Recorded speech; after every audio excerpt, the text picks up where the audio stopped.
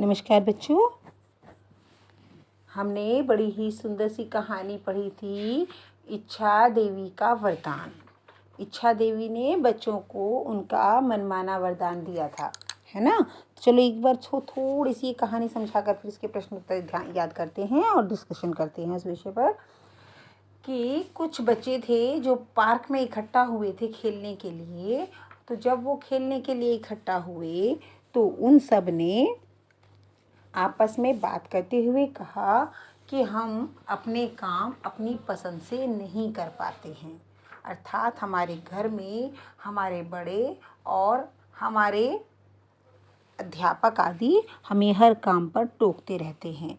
यहाँ तक कि हम यहाँ पार्क में आए हैं तो ये पार्क के रामू काका भी हमें टोकते हैं कि इधर उधर कूड़ा मत फैलाओ। सब ने हमको परेशान कर रखा है। सब केवल अपनी ही आज्ञा मनवाना चाहते हैं, कोई हमारे बारे में नहीं सोचता है। इस तरीके से वो बच्चे आपस में बात कर रहे थे, जिनमें राहुल, प्रखर, सोनल, मानुषी और आरव सभी थे। अब सभी परेशान थे। यहाँ तक कि सोनल ने तो ये भी कहा कि देखो ना, घर पर मम्मी सारा दिन मुझे ये कहती रहती हैं, किताबें अलमारी में रखो, कॉपियाँ अलमारी में रखो, दांत साफ करो। हम छोटे बच्चे थोड़ी हैं जो सारा दिन हम इस तरह की बातें सुनते रहें, है ना। तो मानुषी बोली, मेरी तो कुछ समझ में ही नहीं आता कि मैं क्या करूं। तो इसके बाद क्या हुआ कि उन सारे बच्चों ने जब इस तरीके से बात की तो आरव जो था उसने कहा कि मेरे पास एक सुझाव है, हम इच्छा देवी के पास जाएंगे, शायद वो हमारी इच्छा पूरी कर दें। तो तभी अचानक से दूसरे दृश्य में इच्छा देवी आ गई। ये इच्छा देवी देखो आपकी, इन्होंने इच्छा देवी ने बच्चों की सारी बातें सुनी, और उन्हें कहा कि मैं तुम्हें ये वरदान दे सकती हूँ कि तुम अपनी मनमानी कर सकते हो, ठीक है, और कोई भी बड़ा तुम पर अपना हुक्म नहीं चलाएगा। लेकिन मेरी एक शर्त है। वो क्या? वो ये कि तुम मेरे पास ये कहने मत आना कि तुम अपना वरदान वापस ले लो। बच्चे क्या चाहते थे? बच्चे तो यही चाहते थे। तो उन्होंने एक साथ कहा ठीक है ठीक है ठीक है ना, हाँ जी। तो इच्छा देवी ने उन्हें अपना वरदान दे दिया और कहा अब तुम अपनी मर्जी का काम कर सकते हो, कोई भी तुम्हें नहीं टोकेगा, ठीक है। तो इसके बाद क्या हुआ कि अब बच्चे आराम से पार्क में खेलते, जो चीज़ चाहे जहाँ वहाँ पर फेंक देते, कोई उन्हें कुछ नहीं कहता।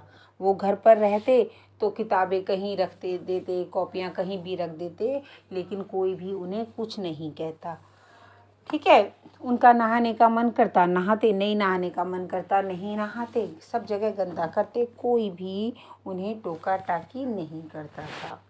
अब तो एक दिन लेकिन जब उनके सारे आसपास गंदा हो गया तो बहुत परेशान हुए। तो राहुल ने कहा मुझे तो इस बार ऐसा लगता है कि मैं फेल हो जाऊंगा, क्योंकि मेरे शिक्षक जो है वो मुझे पढ़ने के लिए भी नहीं कहते, और जब मैंने काम नहीं किया तो उन्होंने मुझे कुछ भी नहीं कहा, तो मेरा काम भी इकट्ठा हो गया,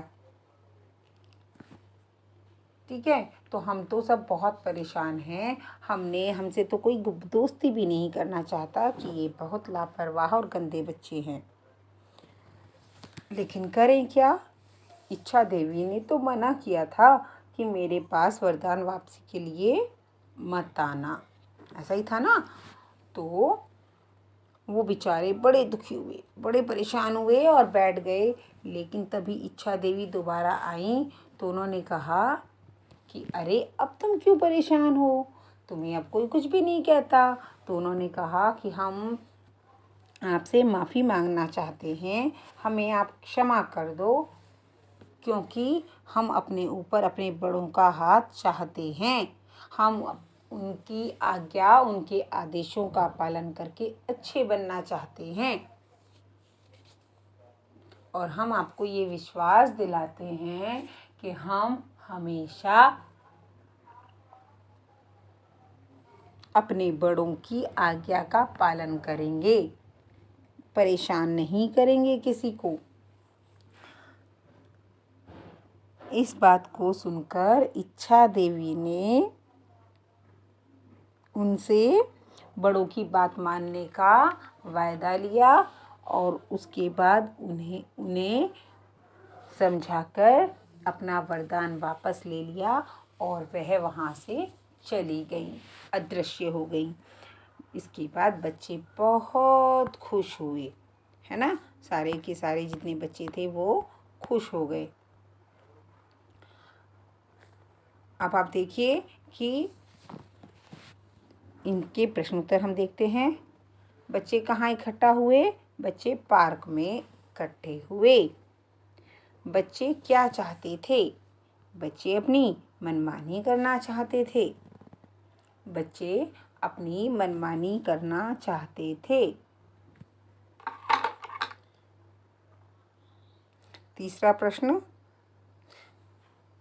बच्चों की परेशानी को किसने दूर किया? बच्चों की परेशानी को इच्छा देवी ने दूर किया। बच्चों की परेशानी को इच्छा देवी ने दूर किया। बच्चों की परेशानी का क्या कारण था?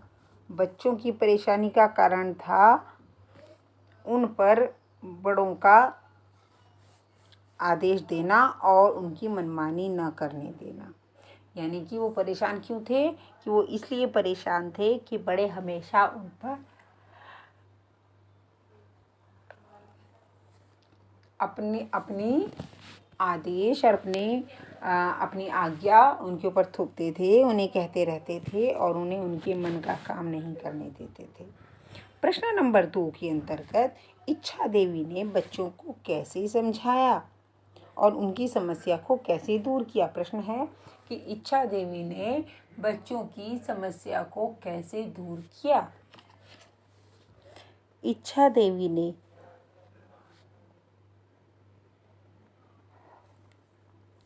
बच्चों की समस्या उन्हें मनमानी का वरदान देकर पूरी की।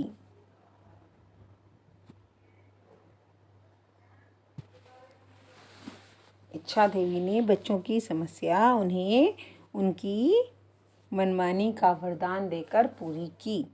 अब आगे के प्रश्न देखें।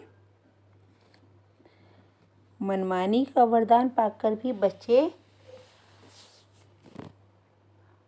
खुश न रह सके। क्यों? मनमानी का वरदान पाकर भी बच्चे खुश नहीं रह सके क्योंकि धीरे धीरे उनको अपनी भूल का एहसास हो गया था। वे जान गए थे कि बड़ों की बात मानने में ही भलाई है। अर्थात जब उन्होंने वरदान लिया था तो उस समय तो वो खुश थे, लेकिन बाद में उन्हें इस बात का एहसास हुआ कि अगर बड़ों का हाथ सर पे ना हो, बड़े हमें ना रोके टोके तो हमारा जीवन सफल नहीं हो सकता, है ना। तो बच्चों को अपनी भूल का एहसास हो गया था। वो जान गए थे कि बड़ों की बात मानने में ही उनकी भलाई है। ठीक है।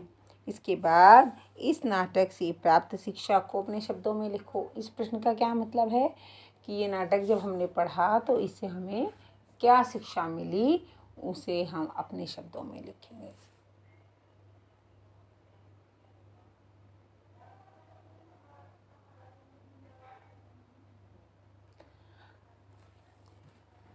इस नाटक से क्या शिक्षा मिली थी? इस पाठ से हमें शिक्षा मिलती है कि अपने बड़ों की हर बात को मानकर ही हम अपने जीवन को सफल बना सकते हैं। कि जब हम बड़ों की बात मानते हैं केवल तभी हम अपने जीवन को सफल बना सकते हैं। अगर हम बड़ों की बात नहीं मानते तो हमें सही राह नहीं मिलती, और जब हमें सही राह नहीं मिलती तो हम भटक जाते हैं। इसलिए हमेशा हमें अपने बड़ों की बात माननी ही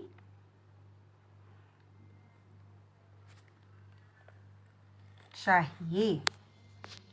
ओके, तो इस तरीके से ये पाठ हमारा पूरा हुआ, मौखिक प्रश्न एवं लिखित प्रश्न दोनों। इसके अतिरिक्त अपना अभ्यास कार्य हम पूरा कर चुके हैं।